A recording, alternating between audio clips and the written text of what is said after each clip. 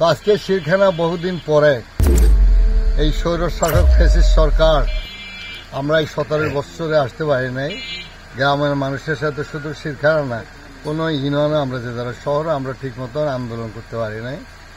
সর্বশেষ আমার বাড়িতে গিয়ে আমার অফিস করতে হয়েছে এবং মানববন্ধন আমার দরজায় দাঁড়াই করেছে, তাও করতে দেয় নাই।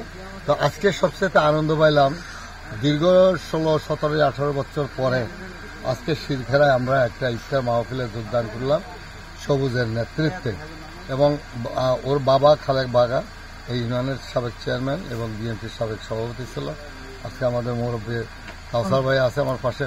তো আমি ধন্যবাদ জানাই শিরখানাবাসীকে, আজকে যেমনিভাবে ইফতার পার্টিতে তারা দীর্ঘ 17টি বছর পরে খোলসা মন নিয়ে এবং আজকের এই ধর্মীয় অনুষ্ঠানে অংশগ্রহণ করছেন, এই জন্য আন্তরিকভাবে আমি এবং আমার পক্ষ থেকে এবং জেলা বিএনপির পক্ষ থেকে ধন্যবাদ মোবারকবাদ জানাই। যে মানুষের পাশে আমরা যেতে পারলে আমাদের সংগঠন আরো দীর্ঘ আমাদের শক্তিশালী হতো।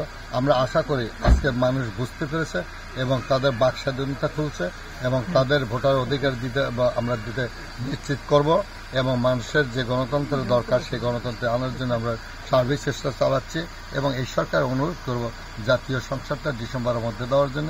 এর পূর্বে আর কোনো নির্বাচন জাতি দেখতে চায় না, আমরাও দেখতে চাই না।